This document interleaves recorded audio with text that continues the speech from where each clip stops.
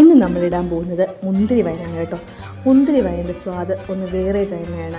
നമ്മൾ വൈനുകളിൽ ഏറ്റവും കൂടുതൽ കേട്ടിട്ടുള്ളതും മുന്തിരി വൈനെക്കുറിച്ച് തന്നെയായിരിക്കും.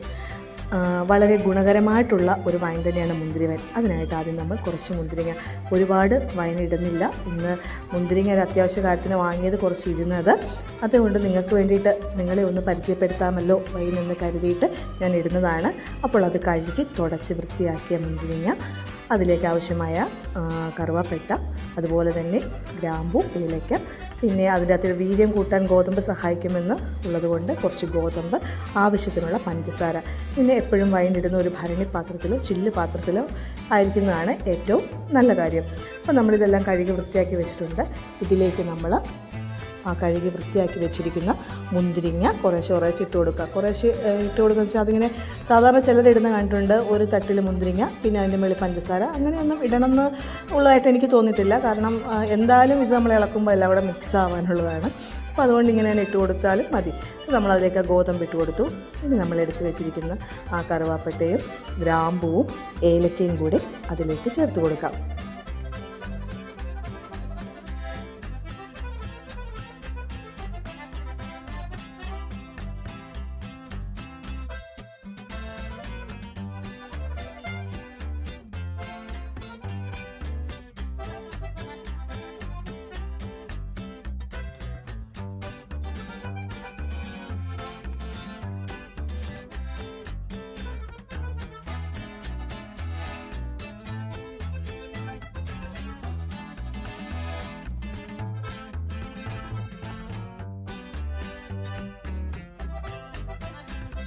എടുത്തു വെച്ചിരിക്കുന്ന ആ സാധന സാമഗ്രികളെല്ലാം ചേർത്ത് കഴിഞ്ഞു.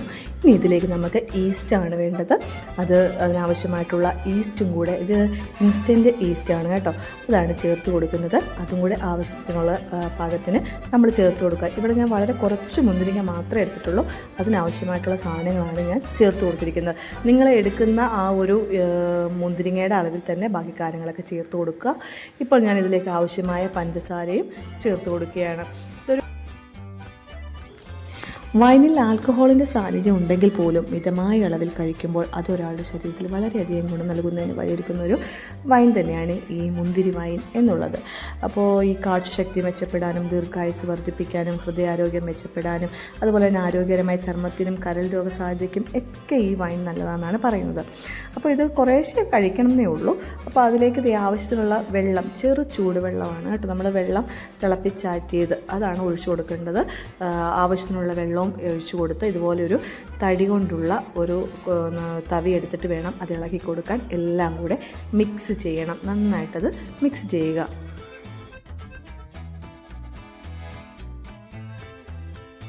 നന്നായിട്ട് ഇളക്കി കൊടുക്കുക. അതിലേക്ക് നമ്മൾ ചേർത്ത സാധനങ്ങളൊക്കെ ആയിട്ടോ നമ്മൾ ഈ ഇളക്കുന്നത്.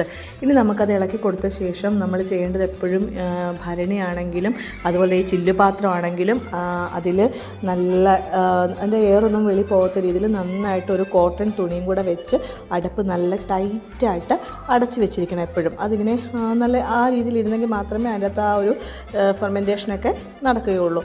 അപ്പോൾ അതിന് വേണ്ടിയിട്ട് അതെല്ലാം ചെയ്തത് ഇത് ഞാൻ 3 ദിവസം കഴിഞ്ഞ് ഉള്ളതാണ്. നമ്മൾ ഓരോ ദിവസവും ഇത് ഇളക്കി കൊടുക്കണം. ഇത് 3ാമത്തെ ദിവസത്തെയാണ്. അപ്പോൾ അതേ ആ മുന്തിരിയൊക്കെ അങ്ങനെ ഉണ്ട്, അതൊക്കെ ഒന്ന് പയ്യെ ഒന്ന് വിട്ടൊക്കെ വരാൻ തുടങ്ങുന്നുണ്ട്, മുന്തിരിയൊക്കെ ഒന്ന് പോരാൻ തുടങ്ങും. അപ്പോൾ നമ്മൾ അത് ഇളക്കുമ്പോഴേക്കും എപ്പോഴും മുന്തിരിങ്ങ ഒന്ന് അതിൽ നിന്നൊക്കെ ആ തൊലിയിൽ നിന്ന് വിട്ടു പോകുന്ന പരുവത്തിലോട്ടൊക്കെ നന്നായിട്ട് ഇളക്കി കൊടുക്കുക. അപ്പോൾ നോക്കി ഇപ്പം തന്നെ കളർ മാറിയിട്ടുണ്ട്. പിന്നെ ഒരു 15ാമത്തെ ദിവസം ഞാൻ വീണ്ടും ഇളക്കുന്നതാണ്. ഇങ്ങനെ ഓരോ ദിവസം ഞാൻ ഇളക്കുന്നുണ്ട് കേട്ടോ. ഇത് 15ാമത്തെ ദിവസം ഞാൻ ചെയ്യണം. അപ്പോഴേ മുന്തിരിങ്ങയൊക്കെ നല്ല പൊങ്ങി വന്നിട്ടുണ്ട്. അടിയിലോട്ട് അതിൻ്റെ നീര് കണ്ടോ, വൈൻ്റെ ആ ഒരു ഇതൊക്കെ താഴത്തോട്ട് കിടക്കുന്നുണ്ട്. നല്ല കളറായിട്ടുണ്ട് കേട്ടോ ഇപ്പം തന്നെ. എന്നിട്ട് നന്നായിട്ട് നമ്മൾ ഇളക്കി കൊടുക്കുക. അങ്ങനെ ഓരോ ദിവസവും നമ്മളിതുപോലെ ചെയ്യണം. എപ്പോഴും ഇളക്കുമ്പോഴും തടിത്തവി ആയിരിക്കണം നമ്മൾ എടുക്കുന്നത്. അത് കഴിഞ്ഞിട്ട് അങ്ങനെ ഫൈനൽ ഡേ എത്തിയിരിക്കുകയാണ്.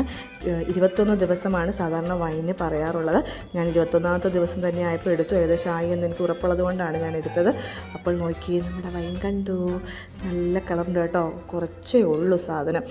ശരിക്കും ഉണ്ടാക്കി കഴിഞ്ഞ് അതിൻ്റെ സ്വാദ് മനസ്സിലാക്കിയപ്പോൾ ഏറെ മുന്തിരിങ്ങയും കൂടെ വാങ്ങിയിട്ട് ഇട്ടാൽ മതിയെന്ന് തോന്നി. പിന്നെ പിന്നെ ഓർത്തു നിങ്ങൾക്ക് പരിചയപ്പെടുത്താൻ വേണ്ടിയിട്ടല്ലേ ഞാനിതിട്ടിട്ട്. ഇനി നമുക്ക് അടുത്ത പ്രാവശ്യം ഏറെ മേടിച്ചിടാലോ എന്ന് കരുതി. എങ്കിലും സാധനം നല്ല ഉഗ്രൻ സാധനമായിരുന്നു. വൈൻ നല്ലതായിട്ടുണ്ട്. നമ്മുടെ വീട്ടിലെ ആവശ്യത്തിന് മാത്രം വൈൻ ഉണ്ടാക്കുന്നതുകൊണ്ട് പ്രശ്നമൊന്നുമില്ല. നിയമവിരുദ്ധമാണ് അധികം ഉണ്ടാക്കി വിൽക്കുന്നത്. നമ്മുടെ വീട്ടിലെ ആവശ്യത്തിന് വൈൻ ഉണ്ടാക്കുന്ന കുഴപ്പമില്ല. ഇതുപോലൊരു വെള്ള തുണി എടുത്തിട്ട് നമ്മളതിലേക്ക് നമുക്കിത് അരിച്ചെടുക്കാം. അതായത് ആ മുന്തിരിങ്ങയും ഗോതമ്പും പട്ടയൊക്കെ ഇട്ടിട്ടുണ്ടായിരുന്നല്ലോ, അതൊക്കെ മാറ്റി നമുക്കൊന്ന് അരിച്ച് ഒരു പാത്രത്തിലേക്ക് മാറ്റാം.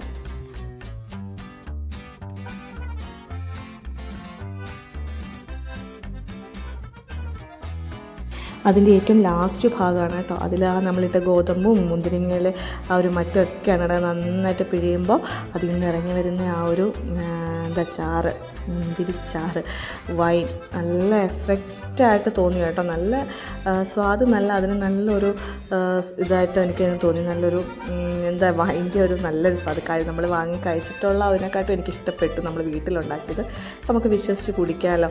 അപ്പോൾ ഈ വൈൻ ഞാൻ ആ ഇട്ട പാത്രത്തിൽ തന്നെയാണ് ഒഴിച്ച് വെച്ചിരിക്കുന്നത്. എന്തായാലും കൊള്ളാം. നിങ്ങളെല്ലാവരും ഇത് ട്രൈ ചെയ്ത് നോക്കണം. ഈ റെഡ് വൈൻ എല്ലായ്പ്പോഴും ആരോഗ്യകരമായ ഒരു ഓപ്ഷൻ ആണെങ്കിലും ഒരു ദിവസം 14 ഗ്രാം അല്ലെങ്കിൽ 12% വൈൻ മാത്രമേ നമ്മൾ കുടിക്കാവുള്ളൂ കേട്ടോ. അതിനേക്കാൾ ഉയർന്ന അളവിൽ കഴിക്കുന്ന നമ്മുടെ ശരീരത്തിൽ കലോറിയും കാർബോഹൈഡ്രേറ്റും ഒക്കെ വർദ്ധിപ്പിക്കുന്നതിന് നമുക്ക് ആരോഗ്യകരമല്ലാത്ത ഒരു അവസ്ഥയിലേക്ക് പോകുന്നതിനും കാര്യം. അപ്പോൾ കഴിക്കുമ്പോൾ എല്ലാവരും സൂക്ഷിക്കണം. മിതമായ രീതിയിൽ മാത്രം ഇത് കഴിക്കുക. അപ്പോൾ ഇത് ഇഷ്ടമായിട്ടുണ്ടെങ്കിൽ എല്ലാവരും ഇതിന് കമൻറ്റ് ചെയ്യണം. അതുപോലെ തന്നെ സബ്സ്ക്രൈബ് ചെയ്യാത്തവർ സബ്സ്ക്രൈബ് ചെയ്യണം. ഇത് ഉണ്ടാക്കി നോക്കണം കേട്ടോ. അപ്പോൾ നമുക്ക് മറ്റൊരു കൊച്ചു വീഡിയോ ആയിട്ട് കാണാം. Bye bye.